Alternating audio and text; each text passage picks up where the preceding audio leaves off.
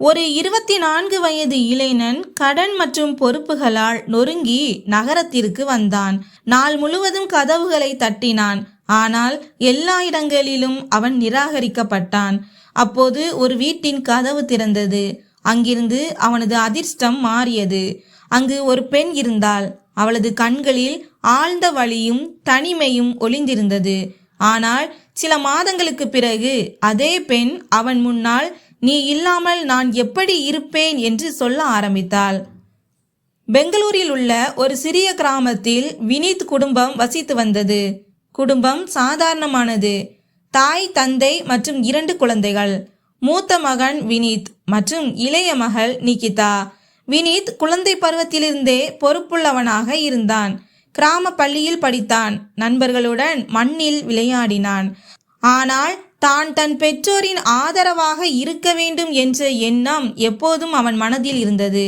தந்தை ஒரு விவசாயி. பரம்பரை நிலத்தில் நெல் மற்றும் கோதுமை விதைப்பார். அம்மா வீடு மற்றும் குழந்தைகளை பார்த்து கொள்வார். அதிக வருமானம் இல்லை, ஆனால் வீடு அன்பும் நிம்மதியும் நிறைந்தது. ஆனால் வாழ்க்கை எப்போது மாறும் என்று யாருக்கும் தெரியாது. வினீத் 12ஆம் வகுப்பு முடித்து கல்லூரிக்கு செல்ல தயாராகி கொண்டிருந்த போது திடீரென்று அவனது தந்தை நோய்வாய்ப்பட்டார். ஆரம்பத்தில் எல்லோரும் சாதாரண காய்ச்சல் என்று நினைத்தார்கள். ஆனால் படிப்படியாக நோய் ஆழமாகியது. சிகிச்சைக்காக சென்னை நகரம் வரை அழைத்து செல்லப்பட்டார். மருத்துவர் சொன்னார், சிகிச்சை நீண்ட காலம் நீடிக்கும், செலவும் அதிகமாகும் என்று கூறினார். வீட்டில் இருந்த சேமிப்புகள் அனைத்தையும் தாய் எடுத்து விட்டார். நகைகள் பெட்டி திறக்கப்பட்டது. ஒவ்வொன்றாக அனைத்தையும் அடகு வைத்தார்கள். வினீத் படிப்பை விட்டுவிட்டு தந்தையின் அருகில் உட்கார ஆரம்பித்தான். புத்தகங்கள் மூடி மூலையில் கிடந்தன. நோய் நாளுக்கு நாள் அதிகரித்து வந்தது. கிராம மக்கள் ஆரம்பத்தில் அனுதாபம் தெரிவித்தனர். ஆனால் படிப்படியாக அவர்களின் குரலில் கேள்விகள் வர ஆரம்பித்தன. இது எவ்வளவு காலம் நீடிக்கும்? இவ்வளவு பணம் எங்கிருந்து வரும்? வினீத்தின் இதயம் உடைந்தது. ஆனால் தந்தையை பார்த்தவுடன் அவன் தன்னை பலப்படுத்தி கொள்வான். இல்லை, நான் தோற்கக்கூடாது. ஒரு நாள் கந்துவட்டிக்காரன் வாசலில் வந்து நிலத்தை விற்றுவிட்டால் செலவு சரியாகிவிடும் என்று சொன்னான். தந்தை மறுத்தார். ஆனால் வினீத் மற்றும் தாயின் தவிப்பு அவரை வளைத்தது. பரம்பரை நிலம் விற்கப்பட்டது. வினீத்தின் கையில் பணம் வந்தது. ஆனால் இதயம் உடைந்தது. கிராமத்து மண், வயல்களின் வாசனை அனைத்தும் பறிபோனது. ஆனாலும் தந்தை பிழைக்கவில்லை. 7 ஆண்டுகள் நோயுடன் போராடிய பிறகு அவர் இறந்துவிட்டார். வீடு துக்கத்தில் மூழ்கியது. தாயின் கண்களில் கண்ணீர் நிற்கவில்லை. நிகிதா அழுது கொண்டே அண்ணனிடம், அண்ணா, இப்போது எங்களுக்கு என்ன ஆகும் என்று கேட்டாள். வினீத் அமைதியாக வானத்தை பார்த்தான். கடவுள் அவனிடமிருந்து எல்லாவற்றையும் பறித்து விட்டதாக அவனுக்கு தோன்றியது. தந்தையின் துக்க சடங்கு முடிந்ததும் உண்மையான நெருக்கடி எழுந்தது. கடன் கொடுத்தவர்கள் வீட்டிற்கு வர ஆரம்பித்தார்கள். சிலர் எங்கள் பணத்தை கொடு என்று சொன்னார்கள். சிலர் வீட்டை காலி செய், இல்லையென்றால் நாங்கள் ஆக்கிரமித்துக் கொள்வோம் என்று சொன்னார்கள். வினீத்துக்கு தெரியும், அவனிடம் எதுவும் இல்லை. நிலமில்லை, பணம் இல்லை, நகைகள் இல்லை. ஒரு உடைந்த வீடு, அவர்களுடைய நம்பிக்கைகள் மற்றும் தங்கையின் திருமண பொறுப்பு மட்டுமே இருந்தது. ஒரு இரவு அம்மா அவன் அழுது கொண்டிருப்பதை பார்த்தார். மகனே, ஏன் கவலைப்படுகிறாய்? எல்லாம் சரியாகிவிடும் என்றார். வினீத் மெல்லிய குரலில், அம்மா, நிகிதாவிற்கு திருமணம் செய்ய வேண்டும். எனக்கும் ஒரு எதிர்காலம் இருக்கிறது. ஆனால் நம்மிடம் எதுவும் இல்லை. நான் இன்னும் எவ்வளவு காலம் சும்மா உட்கார்ந்திருப்பது என்று கேட்டான். அம்மா ஆறுதல் சொன்னார். மகனே, கடவுள் எல்லாவற்றையும் பார்த்து கொண்டிருக்கிறார். நம் தலையில் எழுதியதுதான் நடக்கும் என்றார். ஆனால் தாயின் பேச்சுக்கள் வினீத்திற்கு ஆறுதல் அளிக்கவில்லை. நான் எதுவும் செய்யாவிட்டால் அம்மா, தங்கையை யார் கவனித்துக் கொள்வார்கள்? யார் இந்த கடனை கொடுப்பார்கள் என்று அவன் யோசிக்க ஆரம்பித்தான். இறுதியாக அவன் முடிவெடுத்தான். நான் சென்னைக்கு போவேன். எந்த வேலை கிடைத்தாலும் செய்வேன். நிறைய பணம் கொண்டு வருவேன். வீட்டின் சுமையை நான் சுமப்பேன் என்று முடிவெடுத்தான். அடுத்த நாள் காலை அவன் அம்மாவிடம் விடை பெற்றான். கொஞ்சம் உணவை கட்டி கொண்டு பஸ்ஸில் சென்னை நகரம் நோக்கி புறப்பட்டான். மனதில் பயமும் இருந்தது, நம்பிக்கையும் இருந்தது. கிராமத்தின் ஒற்றையடி பாதையிலிருந்து நகரத்தின் அகலமான சாலைக்கு செல்லும் இந்த பயணம் அவனது வாழ்க்கையின் மிகப்பெரிய பயணமாக மாறவிருந்தது. சென்னை நகரத்தின் சாலைகளில் இறங்கியவுடன் வினித்தின் முகத்தில் ஒருவித வெறுமை தெரிந்தது. கிராமத்தின் சுத்தமான காற்று, உடைந்த மண் சாலைகள் மற்றும் தன் மக்களின் பாசத்தை விட்டுவிட்டு அவன் வந்த இந்த உலகம் அந்நியமானது, வேகமானது, சில சமயங்களில் இரக்கமற்றதாகவும் இருந்தது. உயரமான கட்டிடங்கள் அவனது கண்களை கவர்ந்தன. கடைகள் வண்ணமயமான ஒளியில் பிரகாசித்தன.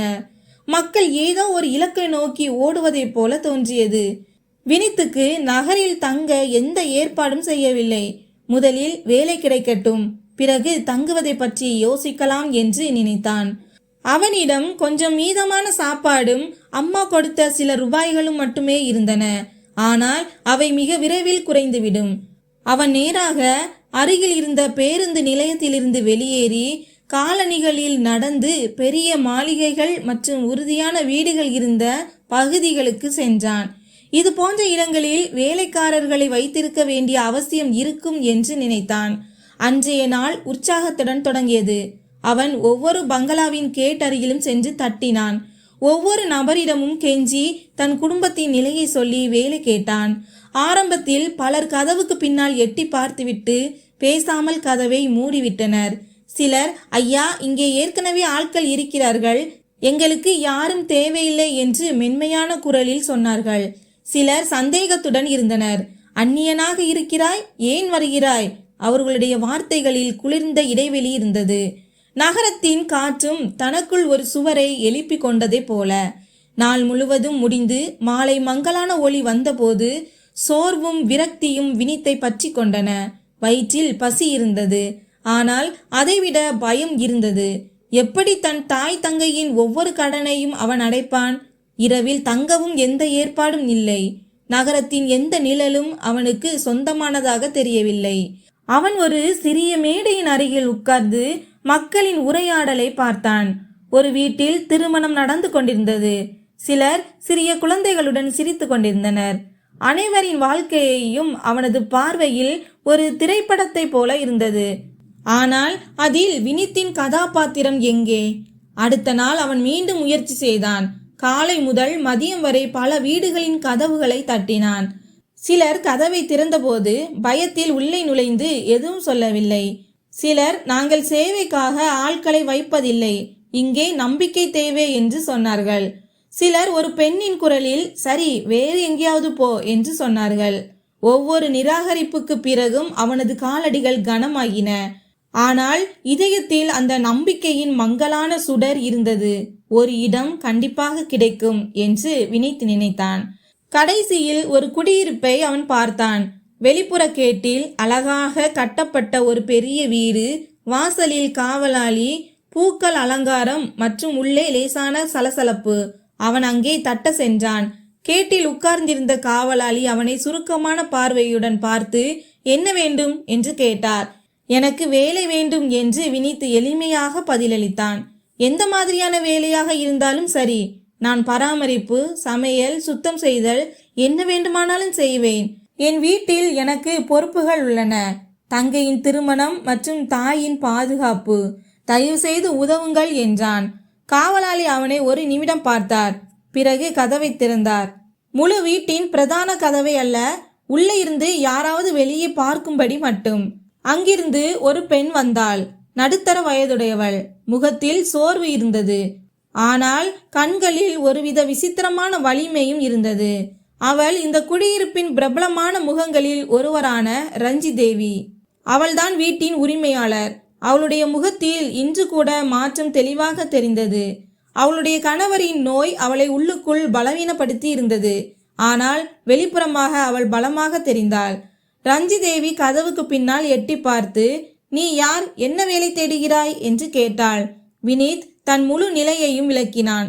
கிராமத்தில் தந்தைக்கு எப்படி நோய் வந்தது, எப்படி எல்லா பணமும் கரைந்து போனது, எப்படி வீட்டில் கடன் ஏற்பட்டது, இப்போது அவனுக்கு எப்படி பொறுப்புகள் இருக்கின்றன என்று கூறினான். அவனது குரலில் ஒரு உண்மையான கஷ்டம் இருந்தது. எந்தவிதமான பாசாங்கும் இல்லை. ரஞ்சி தேவி அவன் கண்களை பார்த்தாள். சில நொடிகள் நிறுத்தினாள். பிறகு, என் கணவர் நீண்ட நாட்களாக படுக்கையில் இருக்கிறார். இரவு பகலாக அவரை கவனிக்க முடியவில்லை. கம்பெனியும் மெதுவாக போய்கொண்டிருக்கிறது. எங்களுக்கு வீட்டு வேலைகளையும் என் கணவரையும் கவனித்துக் கொள்ளக்கூடிய ஒரு நம்பிக்கைக்குரிய ஆள் தேவை. நீ செய்வாயா என்று கேட்டாள். இதை கேட்டவுடன் வினித்தின் இதயம் துள்ளி குதித்தது. அவன் தாமதிக்காமல், மேடம், நான் எதை வேண்டுமானாலும் செய்வேன், வேலை கொடுங்கள், நான் உங்கள் கணவரை முழுமையாக கவனித்துக் கொள்வேன் என்று சொன்னான். ரஞ்சி தேவி சிறிது யோசித்து, சரி, உனக்கு பொறுப்பை ஏற்க மனம் இருந்தால் வா, பார்க்கலாம். ஆரம்பத்தில் சில நாட்கள் சோதனை இருக்கும் என்று சொன்னாள். இதுதான் வினித்தின் வாழ்க்கையில் அவன் தேடிக்கொண்டிருந்த முதல் திருப்புமுனை. அது திடீரென்று கிடைத்தது. அவன் வீட்டிற்குள் நுழைந்தான். உள்ளே இருந்த சூழல் வித்தியாசமாக இருந்தது. பெரிய கூடத்தில் ஆவணங்கள் சிதறி கிடந்தன. ஒருபுறம் படுக்கையில் கிடந்த முதியவர். அவருடைய கண்களில் ஒரு விசித்திரமான மங்கலான நிழல் இருந்தது. அவரால் இப்போது அதிகம் பேச முடியவில்லை, ஆனால் அவரால் கேட்க முடிந்தது. ரஞ்சி தேவியின் முகத்தில் கவலை இருந்தது. கம்பெனியின் சுமை மற்றும் கணவரின் நிலை இரண்டும் அவளை சோர்வடைய செய்திருந்தன. வினித்துக்கு ஒரு சிறிய அறையும் ஹால் வெளியே உணவும் கொடுக்கப்பட்டது. வேலைக்கான நிபந்தனைகள் ஒப்புக்கொள்ளப்பட்டன. வினித் தனக்கு 10,000 சம்பளம் கேட்டான். ரஞ்சி தேவி, 10,000 குறைவுதான், நான் உனக்கு 20,000 தருகிறேன், ஆனால் வேலையை முழு அர்ப்பணிப்புடன் செய்ய வேண்டும் என்று சொன்னாள். வினித் மகிழ்ச்சியுடன் ஒப்புக்கொண்டான். அவனுக்கு இந்த தொகை ஒரு வரத்தை விட குறைவானதல்ல. இது வீட்டு கடன்களுக்கான முதல் ஒலிக்கீற்று. முதல் வாரத்தில் அவன் அதிகாலையில் எழுந்து படுக்கையின் நிலையை பார்த்தான். பிறகு படுக்கையில் இருந்த முதியவருக்கு மருந்துகள் கொடுத்தான். வீட்டை சுத்தம் செய்தான். ரஞ்சி தேவியின் கம்பெனி ஆவணங்களில் சிறிய உதவிகள் செய்தான். ரஞ்சி தேவி இரவு பகலாக சுறுசுறுப்பாக இருப்பதை கண்டான். கம்பெனியின் கிளார்க்கை சந்தித்தாள். ஃபைல்களை கையாண்டாள். பிறகு வீட்டிற்கு வந்து கணவரின் நிலையை பார்த்தாள். சில சமயங்களில் அவளுடைய கண்களில் சோர்வின் ஆழமான கோடுகள் தெரியும். படிப்படியாக மாதங்கள் செல்ல செல்ல வினித் நம்பிக்கையை தக்க வைத்துக் கொள்வதே அவனது அடையாளமாக மாறியது. அவன் ஒருபோதும் வேலையை தாமதமாக முடிப்பதில்லை. அவள் கணவரை திருப்ப உதவினான். சரியான நேரத்தில் மருந்துகள் கொடுத்தான். சிறிய வேலைகளில் உதவினான். ரஞ்சி தேவி வீட்டில் சிசிடிவி கேமராக்கள் மூலம் சில வாரங்கள் அவனது உழைப்பை பார்த்தாள். உண்மையிலேயே அவளுக்கு வினித் மீது நம்பிக்கை ஏற்பட ஆரம்பித்தது. வினித்தின் நேர்மை ரஞ்சி தேவியின் இதயத்தில் தாக்கத்தை ஏற்படுத்தியது. இந்த பையன் சம்பளத்திற்காக மட்டும் வரவில்லை, மாறாக குடும்ப பொறுப்புகளால் போராடி வந்தான் என்பதை அவள் பார்த்தாள். அவள் வினித்தை தன் குடும்பத்தின் ஒரு பகுதியாக கருத ஆரம்பித்தாள். அதே சமயம் வினித் தனக்குள் ஒரு விசித்திரமான பிணைப்பை உணர ஆரம்பித்தான். இரவுகளில் அவர் நோயாளியின் வேதனையுடன் போராடும் போது அவர் குணமடைய வேண்டும் என்று ரஞ்சி தேவி சிறு சிறு கவலைகளை கொண்ட தருணங்களை பார்க்கும்போது அவனது இதயத்தில் ஒரு மென்மையான இடம் உருவானது. ஆனால் அவன் தன்னை மீண்டும் மீண்டும், நீ இங்கு வேலை செய்ய வந்திருக்கிறாய், உணர்ச்சிகளில் மூழ்காதே என்று சொல்லிக் கொண்டான். ஏனென்றால் அவனது இதயத்தில் தங்கையின் திருமணம் மற்றும் தாயின் சுமை இருந்தது. எதுவும் அவனை திசை திருப்ப அனுமதிக்க கூடாது. காலப்போக்கில் கடின உழைப்பின் பலன் தெரிய ஆரம்பித்தது. குடும்பத்திற்காக பணம் அனுப்பப்பட்டது. அன்றாட செலவுகள் குறைய ஆரம்பித்தன. இப்போது கடன் கொடுத்தவர்களின் அழுத்தமும் ஓரளவு குறைந்தது. நிகிதாவின் திருமண ஏற்பாடுகளை பற்றி விவாதிக்க ஆரம்பித்தார்கள். வினித் சில வரன்களை பார்த்து தேர்வு செய்ய முயன்றான். ஆனால் உண்மையை சொல்ல வேண்டுமானால் அவனது மனதில் எப்போதும் ஒரு குழப்பம் இருந்தது. ஒருவேளை கடின உழைப்புடன் வேறு ஏதோவும் மாறிக்கொண்டிருக்கிறதோ என்று. ஒரு மாலை வீட்டில் சூழல் சாதாரணமாக இருந்தது. ரஞ்சி தேவி திடீரென்று கவனத்துடன் வினித்தை கவனித்து, நீ மறைக்கும் விஷயத்தின் சாயல் உன் குரலில் தெரிகிறது. நீ உன் குடும்பத்திற்காக ஆழமாக போராடுகிறாய் என்று சொன்னாள். வினித் சட்டென்று, மேடம், என் வேலை உங்களுக்கு சேவை செய்வதுதான், மற்ற விஷயங்கள் பிறகு என்றான். ஆனால் ரஞ்சி தேவி அமைதியாக இருக்கவில்லை. அவள், நீ நேர்மையுடன் இங்கு இருக்கிறாய், உன் நோக்கங்கள் நல்லவை, ஆனால் வரவிருக்கும் வாழ்க்கை என்னவாக இருக்கும் என்று நீ எப்போதாவது யோசித்ததுண்டா, உனக்கும் உன் குடும்பத்திற்கும் என்றாள். அந்த கேள்வி அப்பாவியானது அல்ல, அது ஒரு சைகை. ரஞ்சி தேவியின் கண்களில் நம்பிக்கை இன்னும் கொஞ்சம் அதிகமானது. ஒருவித அச்சமற்ற அக்கறை. அது இயல்பாகவே நம்பிக்கையாக மாறிக்கொண்டிருந்தது. வினித் சிரித்துக்கொண்டு, மேடம், நான் எல்லாவற்றையும் செய்து விடுவேன், நீங்கள் கவலைப்பட வேண்டாம் என்றான். ரஞ்சி தேவியின் முகத்தில் லேசான நிம்மதி தெரிந்தது. ஆனால் அவர்கள் இருவரின் பிணைப்பு இப்போது ஒரு புதிய திருப்பத்தில் இருந்தது. எங்கோ இந்த முதல் அடி அவர்கள் இருவருக்கும் இடையே ஒரு பந்தமாக மாறிவிட்டது. காலம் செல்ல செல்ல அது வலுப்பெற்றது. ஆனால் கதையில் எப்போதும் எல்லாம் சீராக நடப்பதில்லை. வரவிருக்கும் தருணங்கள் அவர்கள் இருவருக்கும் புதிய பாடங்களை கொண்டு வர இருந்தன. கடினமான முடிவுகள், சமூகத்தின் பார்வையை எதிர்கொள்வது மற்றும் அன்பு, பொறுப்பு ஆகிய மூன்றும் ஒரே நேரத்தில் மோதக்கூடிய ஒரு திருப்பத்திற்கான காத்திருப்பு. வினித்தின் வாழ்க்கை இப்போது ஒரு புதிய பாதையில் நடக்க ஆரம்பித்திருந்தது. அதிகாலையில் எழுந்து அவன் ரஞ்சி தேவியின் கணவருக்கு மருந்து, உணவு மற்றும் கவனிப்பு செய்தான். பிறகு வீட்டை சுத்தம் செய்வது மற்றும் சிறிய வேலைகளை முடித்தான். மாலையில் ரஞ்சி தேவி கம்பெனியில் இருந்து திரும்பும்போது எல்லாவற்றையும் ஒழுங்காக கண்டாள். 6 மாதங்கள் கடந்துவிட்டன. இந்த 6 மாதங்களில் வினித் ஒருமுறை கூட புகார் செய்ய வாய்ப்பளிக்கவில்லை. அவனது இயல்பு மிகவும் எளிமையானதாகவும் நேர்மையானதாகவும் இருந்தது. வீட்டின் கேமராக்களும் சாட்சி சொல்ல ஆரம்பித்தன. எங்கும் திருட்டு இல்லை, எங்கும் சோம்பல் இல்லை. மாறாக பலமுறை அவன் தனக்கான உணவையும் நோயாளிக்கு கொடுத்து விட்டான். ரஞ்சி தேவி பலமுறை ஆச்சரியப்பட்டாள். இக்காலத்தில் மக்கள் பணத்திற்காக ஓடுகிறார்கள் என்று அவள் நினைப்பாள். ஆனால் இந்த பையன் ஏழையாக இருந்தும் இவ்வளவு நேர்மையுடன் சேவை செய்கிறான். மெதுவாக அவள் வினித்திடம் மனம் விட்டு பேச ஆரம்பித்தாள். சில சமயங்களில் கம்பெனியின் சிறிய வேலைகளை பற்றி சொல்வாள். சில சமயங்களில் குடும்ப விஷயங்களை பற்றி பேசுவாள். வினித்தும் தலையசித்து ஆமாம் என்பான். ஆனால் தன் இதயத்தின் ஆழத்தில் சிலவற்றை மறைத்து வைத்திருந்தான். அவனது வறுமைக்கும் அவளுடைய செல்வத்திற்கும் இடையேயான இடைவெளி மிகப்பெரியது என்று அவனுக்கு தெரியும். ஆனால் வாழ்க்கை எங்கே எளிதாக இருக்கிறது? ரஞ்சி தேவியின் கணவரின் நிலை மெதுவாக மோசமடைய தொடங்கியது. மருத்துவர்கள் இனி அதிக நம்பிக்கை வைக்காதீர்கள், உடல் ஒத்துழைக்கவில்லை என்று சொன்னார்கள். இதை கேட்டு ரஞ்சி தேவியின் மனம் உடைந்து விட்டது. அவள் பலமுறை வினித்தின் முன் கண்ணீரில் மூழ்கி விடுவாள். வினித் அவளை தாங்குவான். மேடம், தைரியமாக இருங்கள். கடவுளின் சித்தமின்றி ஒரு இலையும் அசையாது. நாங்கள் முழு கவனிப்பையும் வழங்குவோம் என்று சொல்வான். ஆனால் நேரம் யாருக்காக காத்திருக்கும்? ஒரு இரவு வினித் மருந்து கொடுக்க சென்றபோது ரஞ்சி தேவி கணவரின் மூச்சு மெதுவாகிவிட்டதை கண்டான். மருத்துவர் அழைக்கப்பட்டார். சிறிது நேரம் கழித்து மருத்துவர் தலையை தொங்கவிட்டு, இவர் இனி நம்முடன் இல்லை என்று சொன்னார். வீட்டில் அமைதி நிலவியது. ரஞ்சி தேவி உடைந்து தரையில் உட்கார்ந்து விட்டாள். வினித் அவளை தாங்கினான். ஆனால் தானும் உள்ளுக்குள் சிதறிப்போனான்.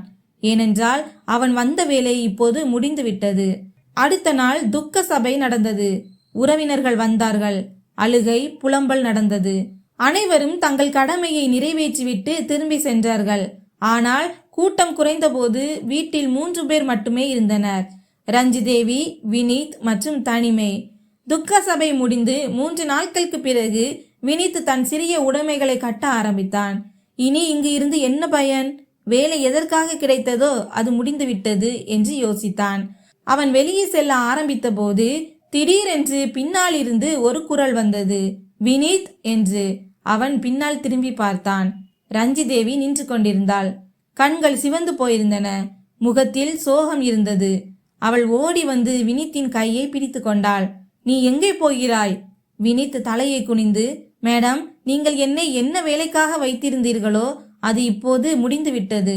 நான் இனி இங்கே இருப்பது சரியாக இருக்காது. நான் என் கிராமத்திற்கே திரும்பி சென்று விடுவேன். அங்கே வேறு ஏதாவது வேலை தேடிக்கொள்கிறேன் என்றான். ரஞ்சி தேவியின் கண்கள் கலங்கின. வினித், நீ போகாதே. நீ இல்லாமல் இந்த வீடு என்னை விழுங்க பார்க்கும். உறவினர்கள் சென்றபோதுதான் எனக்கு புரிந்தது. நீ ஒருவன்தான் இருக்கிறாய். நான் யாரை நம்ப முடியும்? நீ இரு, நான் உனக்கு அதே சம்பளத்தை கொடுப்பேன். தயவு செய்து போகாதே என்றாள். வினித் ஆச்சரியப்பட்டான். ஒரு கோடீஸ்வர பெண் தன்னை இப்படி கேட்பாள் என்று அவன் நினைக்கவே இல்லை. ஆனால் அவனது இதயத்தில் எங்கோ ஒரு குரல் ஒலித்தது. நீயும் இந்த வீட்டின் ஒரு பகுதியாகி விட்டாய். இறுதியாக அவன் தங்க முடிவு செய்தான். நாட்கள் கடந்து சென்றன. இப்போது வீட்டில் நோய்வாய்ப்பட்ட யாரும் இல்லை. ஆனால் வெறுமை பெரிதாக இருந்தது. வினித் ரஞ்சி தேவியின் சிறு சிறு வேலைகளை செய்ய ஆரம்பித்தான். சில சமயங்களில் அலுவலகத்திலிருந்து காகிதங்கள் கொண்டு வருவது, சில சமயங்களில் சந்தையிலிருந்து பொருட்கள் வாங்குவது. அவன் எல்லா நேரத்திலும் இருந்தான். மெதுவாக அவர்கள் இருவருக்கும் இடையில் சொல்லப்படாத ஒரு பற்றுதல் உருவாக ஆரம்பித்தது. ரஞ்சி தேவி களைப்பாக திரும்பும்போது வினித் தேநீர் போட்டு கொடுப்பான். சில சமயங்களில் அவன் அவளை சிரிக்க வைக்க சிறிய வேடிக்கையான விஷயங்களை பேசுவார். சில சமயங்களில் நிகிதா மற்றும் தாயின் செய்திகளை சொல்வான். இந்த இளைஞன் தனக்கு ஆதரவாக மாறிவிட்டதாக ரஞ்சி தேவிக்கு தோன்றியது. இரவில் அவள் யோசிக்கும்போது இவன் எப்போதும் இங்கேயே இருக்க வேண்டும் என்று அவள் இதயம் சொல்லும். ஆனால் அன்பு இருக்கும் இடத்தில் மோதலும் வரும். ஒரு நாள் அக்கம்பக்கத்து பெண்மணி ஒருவர் கேலி செய்தார். ரஞ்சி தேவி, உன் வீட்டில் இந்த இளைஞன் ஏன் இரவு பகலாக இருக்கிறான்? மக்கள் பேசிக் கொள்கிறார்கள். ரஞ்சி தேவி அதை புறக்கணிக்க முயன்றாள். ஆனால் இரவு அவள் அமைதி இழந்தாள். உண்மையில் மக்கள் தவறாக நினைக்கிறார்களா, நான் தவறா என்று யோசிக்க ஆரம்பித்தாள். வினித் அவளுடைய கவலையை புரிந்து கொண்டான். அவன், மேடம், என்னால் உங்களுக்கு பிரச்சனை ஏற்பட்டால் நான் சென்று விடுகிறேன் என்றான். ரஞ்சி தேவி பதற்றமடைந்தாள். இல்லை, நீ எங்கும் போகாதே. மக்கள் என்ன சொல்கிறார்கள் அதை பற்றி நான் கவலைப்படவில்லை. நீ என் வாழ்க்கையை காப்பாற்றி இருக்கிறாய் என்பது மட்டுமே எனக்கு தெரிகிறது. அவளுடைய கண்களிலிருந்து கண்ணீர் வழிந்தது. வினித்தின் இதயமும் நனைந்தது. ஆனால் அவன் தன்னை தடுத்து கொண்டான். மேடம், நீங்கள் பெரியவர், நான் சிறியவன். எனக்கும் உங்களுக்கும் பொருந்தாது என்றான். அந்த இரவு ரஞ்சி தேவி தூக்கத்திலும் புரண்டு படுத்தாள். வினித்தின் முகம் மீண்டும் மீண்டும் அவள் முன் வந்தது. காலையில் எழுந்தவுடன் அவள் முடிவெடுத்தாள். இப்போது அவள் தன் மனதின் பேச்சை கூறுவாள். அடுத்த நாள் வினித் தேநீருடன் வந்தபோது ரஞ்சி தேவி திடீரென்று, வினித், நீ இல்லாமல் இருந்து பார்த்து விட்டேன். நான் ஒரு நாள் கூட நீ இல்லாமல் இருக்க முடியாது. நாம் இருவரும் திருமணம் செய்து கொண்டால் என்ன என்று கேட்டாள். வினித் அதிர்ச்சியடைந்தான். அவன் கையில் இருந்து கோப்பை கிட்டத்தட்ட விழுந்து விட்டது. மேடம், நீங்கள் என்னை திருமணம்? இது எப்படி சாத்தியமாகும்? நீங்கள் ஒரு கோடீஸ்வரர். ஆனால் நான் கிராமத்தைச் சேர்ந்த ஒரு ஏழை பையன். நான் உங்களுக்கு பொருத்தமில்லை என்றான். ரஞ்சி தேவி உறுதியான குரலில், வினித், நான் பணக்காரியா ஏழையா என்று எனக்கு தெரியாது. நீ இல்லாமல் என் வாழ்க்கை முழுமையடையாது என்பது மட்டுமே எனக்கு தெரியும். சொல், நீ என்னை திருமணம் செய்து கொள்வாயா என்று கேட்டாள். வினித்தின் இதயம் வேகமாக துடிக்க ஆரம்பித்தது. அவனும் மனதுக்குள் ரஞ்சி தேவியை விரும்ப ஆரம்பித்திருந்தான் என்பது அவனுக்கு தெரியும். ஆனால் அவனது கண்களுக்கு முன் தாயின் மற்றும் தங்கையின் முகம் வந்து சென்றது. அவன் மெதுவாக, மேடம், திருமண முடிவு என்னுடையது மட்டுமில்லை. என் தாயின் விருப்பம்தான் மிக முக்கியம். அம்மா ஒப்புக்கொண்டால் மட்டுமே என்னால் ஆம் என்று சொல்ல முடியும் என்றான். ரஞ்சி தேவி உடனடியாக, அப்படியானால் இப்போதே போன் போடு, நானே கேட்க விரும்புகிறேன் என்றாள். வினித் நடுங்கும் கைகளுடன் போன் செய்தான். மகனே, எல்லாம் சரியாக இருக்கா என்று தாயின் குரல் வந்தது. வினித் தயக்கத்துடன் எல்லாவற்றையும் சொன்னான். ரஞ்சி தேவியின் முன்மொழிவு, அவளுடைய நல்ல குணம், அவளுடைய ஆதரவு மற்றும் தங்கை நிகிதாவின் திருமண பொறுப்பை ஏற்கும் வாக்குறுதி. அம்மா சில நொடிகள் அமைதியாக இருந்தார். பிறகு, மகனே, இந்த பெண் இவ்வளவு நல்லவளாக இருந்து உன்னை மற்றும் உன் தங்கையின் வாழ்க்கையை கவனிக்க தயாராக இருந்தால் நான் ஏன் தடுக்க வேண்டும்? உன் மனதிற்கு நிம்மதி தருவதை செய் என்றார். வினித்தின் கண்கள் கலங்கின. அவன் போனை துண்டித்துவிட்டு ரஞ்சி தேவியை பார்த்தான். இப்போது முடிவு தெளிவாக இருந்தது. ஆனால் அவன், மேடம், முதலில் என் தங்கையின் திருமணம் நடக்க வேண்டும். அதற்கு பிறகுதான் நான் உங்கள் திருமணத்தை பற்றி யோசிக்க முடியும் என்றான். ரஞ்சி தேவி சிரித்து கொண்டே, சரி, நான் காத்திருப்பேன். முதலில் நிகிதாவின் திருமணம், பிறகு நம்முடையது என்றாள். இப்போது வினித்தின் வாழ்க்கை ஒரு புதிய திருப்பத்தில் நின்றிருந்தது. அவன் முன் ஒரு கேள்வி இருந்தது. அவன் சமூகத்தின் பேச்சுக்களை பற்றி கவலைப்படுவானா அல்லது தன் மனதை கேட்பானா? அவன் தன் வீட்டு கடனை தீர்க்க முடியுமா? அவனது காலடிகள் இப்போது ஒரு பெரிய இலக்கை நோக்கி நகர்ந்து கொண்டிருந்தன. தாயின் மற்றும் தங்கையின் கனவுகளின் சுமை மற்றும் ரஞ்சி தேவியின் விருப்பம். இந்த மோதல் விரைவில் ஒரு ஆச்சரியமான முடிவாக மாறவிருந்தது. நிகிதாவின் திருமணத்தை பற்றிய எண்ணம் வினித்தின் மனதில் எப்போதும் சுழன்று கொண்டிருந்தது. நான் என் தங்கையை ஒரு நல்ல வீட்டில் ஒப்படைத்தால் என் அப்பாவின் ஆத்மாவுக்கும் சாந்தி கிடைக்கும், மேலும் அம்மாவின் மிகப்பெரிய கவலை நீங்கும் என்று அவன் நினைத்தான். ரஞ்சி தேவி வினித்திடம் தெளிவாக சொல்லியிருந்தாள், முதலில் நிகிதாவின் திருமணம், அதற்கு பிறகுதான் நாம் நம் திருமணத்தின் அடுத்த கட்டத்தை நோக்கி நகர்வோம் என்று. வினித் கிராமத்திற்கு சென்று வரன்களை பார்க்க ஆரம்பித்தான். பலர் அவனது வறுமையை பார்த்து பின்வாங்கினார்கள். சிலர் நேரடியாக வரதட்சணையாக எவ்வளவு கொடுப்பீர்கள் என்று கேட்டார்கள். வினித்துக்கு கோபம் வந்தது. ஆனால் அவன் தன்னை கட்டுப்படுத்தி கொண்டான். கடைசியில் ஒரு நல்ல குடும்பத்துடன் நிச்சயம் செய்யப்பட்டது. பையன் படித்திருந்தான், புத்திசாலியாகவும் இருந்தான். ரஞ்சி தேவி தானே முன்வந்து செலவை பற்றி கவலைப்பட வேண்டாம், நான் எல்லாவற்றையும் பார்த்து கொள்கிறேன் என்று சொன்னாள். திருமண ஏற்பாடுகள் தொடங்கின. கிராம மக்கள் ஆச்சரியப்பட்டனர். இவ்வளவு செலவு எங்கிருந்து வந்தது? வினித் எப்போது இவ்வளவு பணக்காரனானான் என்று மக்கள் பேச ஆரம்பித்தனர். ஆனால் வினித் அமைதியாக இருந்தான். அவன் யாருக்கும் விளக்கம் கொடுக்க வேண்டிய அவசியமில்லை. தன் தங்கையின் வாழ்க்கை பாதுகாப்பான கைகளில் செல்கிறது என்ற மகிழ்ச்சி மட்டுமே அவனது இதயத்தில் இருந்தது. திருமண நாள் வந்தது. மேளதாளங்கள் ஒலித்தன. வீட்டின் முற்றமும் அலங்கரிக்கப்பட்டது. தாயின் கண்களில் கண்ணீர் இருந்தது. அது மகிழ்ச்சியின் கண்ணீர். நிகிதா அண்ணனை பிடித்து கொண்டு, அண்ணா, நீ இல்லை என்றால் இன்று நான் இந்த காட்சியை ஒருபோதும் பார்த்திருக்க மாட்டேன் என்று சொன்னாள். வினித் தங்கையின் தலையில் கை வைத்தான். இப்போது இது உன் வீடு இல்லை, உன் மாமியார் வீடு. நீ மகிழ்ச்சியாக இருக்க வேண்டும் என்றான். திருமணம் வெகு சிறப்பாக முடிந்தது. அம்மா நிம்மதி பெருமூச்சு விட்டார். தந்தையின் படத்திற்கு முன் விளக்கேற்றி, பாருங்கள், நம் மகள் வீடு செட்டிலாகிவிட்டது என்று சொன்னார். இப்போது வினித் மற்றும் ரஞ்சிதேவியின் முறை வந்தது. திருமணத்தின் பெயர் வந்தவுடன் உறவினர்களும் கிராம மக்களும் கிசுகிசுக்க ஆரம்பித்தார்கள். அடே, வினித் அந்த பெண்ணுக்கு வேலைக்காரன், கோடீஸ்வர விதவை பெண் மற்றும் ஏழை பையன். இந்த உறவு எப்படி சாத்தியமாகும்? இது சமூகத்திற்கு எதிரானது என்றார்கள். ஆனால் வினித் பின்வாங்கக்கூடாது என்று உறுதியாக இருந்தான். அவனுக்கு தாயின் ஆசீர்வாதமும் ரஞ்சிதேவியின் துணையும் கிடைத்துவிட்டது. அவன் எல்லோருக்கும் பதிலளித்தான். எந்த பெண் என் கடினமான நேரத்தில் எனக்கு துணையாக இருந்தாலோ, என் தங்கைக்கு ஒரு நல்ல வாழ்க்கையை அமைத்து கொடுத்தாலோ, அவள்தான் என் வாழ்க்கையின் உண்மையான துணை. மற்றவர்கள் என்ன சொல்கிறார்கள் என்பது பற்றி எனக்கு கவலை இல்லை. வினித்தின் தாயும் உறுதியான குரலில், ரஞ்சிதேவி என் மகனுக்கு ஆதரவாக இருந்தாள். அவள் எனக்கும் மகள் போன்றவள். நான் இந்த திருமண உறவுக்கு எதிராக இல்லை என்று சொன்னார். மெதுவாக எதிர்ப்பு குரல்கள் அடங்க ஆரம்பித்தன. திருமண நாள் வந்தது. அலங்காரங்களுடன் மண்டபம் அமைக்கப்பட்டது. ரஞ்சிதேவி சிவப்பு புடவை அணிந்திருந்தாள். நெற்றியில் லேசான குங்குமம். வினித் சாதாரண வேட்டி சட்டையில் இருந்தான். ஆனால் முகத்தில் தன்னம்பிக்கை பிரகாசித்தது. மண்டபத்தில் இருவரும் மாலை மாற்றி கொண்ட போது அனைவரின் கண்களும் கலங்கின. இது வெறும் பணக்காரன் ஏழை உறவு அல்ல, மாறாக நம்பிக்கை மற்றும் மனித நேயத்தின் உறவு என்பதை மக்கள் புரிந்து கொண்டார்கள். திருமணம் முடிந்தது. வினித்தின் அம்மா மகன் மற்றும் தன் மருமகளுக்கு ஆசீர்வாதம் அளித்தார். நிகிதாவும் அவளது கணவரும் மகிழ்ச்சியுடன் கலந்து கொண்டனர். திருமணத்திற்கு பிறகு வினித் தன் தாயையும் சென்னைக்கு அழைத்து வந்தான். இப்போது வீட்டில் மீண்டும் மகிழ்ச்சி திரும்பியது. ரஞ்சிதேவி வினித்துக்கு தன் கம்பெனியில் ஒரு முக்கியமான பதவியை கொடுத்தாள். அவன் அதிகம் படித்தவனாக இல்லாவிட்டாலும் பொறுப்புகளை நிறைவேற்றுவதில் அவனுடைய பழக்கம் கம்பெனியை பொறுப்பாக பார்த்து கொள்வதில் உதவியாக இருந்தது. வினித் காலையில் அலுவலகம் செல்வான், மாலையில் வீட்டிற்கு திரும்புவான். அம்மா குழந்தையை பார்த்து கொள்வார். வீட்டின் சூழல் அன்பால் நிரம்பி இருந்தது. சில வருடங்களுக்கு பிறகு ரஞ்சிதேவிக்கும் வினித்துக்கும் ஒரு மகன் பிறந்தான். முழு குடும்பமும் மகிழ்ச்சியில் திளைத்தது. அம்மா பேரனை கையில் தூக்கி வைத்து, இப்போது என் வாழ்க்கை வெற்றியடைந்தது என்று சொன்னார். இன்று வினித் மற்றும் ரஞ்சிதேவியின் கதை சென்னையில் மட்டுமல்ல, முழு பகுதியிலும் பிரபலமாகிவிட்டது. மக்கள், பாருங்கள், எப்படி ஒரு ஏழை பையன் தன் நேர்மையாலும் கடின உழைப்பாலும் தன் விதியை மாற்றினான்.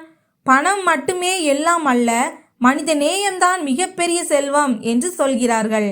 வினித் தானும் பலமுறை யோசிப்பான். நான் அன்று தோற்றிருந்தால், கதவுகளை தட்டுவதை நிறுத்தி இருந்தால், ஒருவேளை இன்று இந்த வாழ்க்கை கிடைத்திருக்காது. இந்த கதையிலிருந்து நாம் பெறும் பாடம் என்னவென்றால், வாழ்க்கை எவ்வளவு கடினமாக இருந்தாலும் ஒரு மனிதன் உழைப்பு மற்றும் உண்மையின் பாதையில் உறுதியாக இருந்தால் விதியும் ஒரு நாள் அவனுக்கு துணையாக இருக்கும். இந்த கதை நல்ல உறவுகள் நம்பிக்கை மற்றும் மனிதநேயத்தால் உருவாகின்றன என்பதற்கு சாட்சி. எனவே நண்பர்களே, இந்த கதை உங்கள் இதயத்தை தொட்டிருந்தால் கமெண்டில் சொல்லுங்கள். மேலும் வீடியோவை லைக்கும் சேனலை சப்ஸ்கிரைபும் செய்து கொள்ளுங்கள். நன்றி.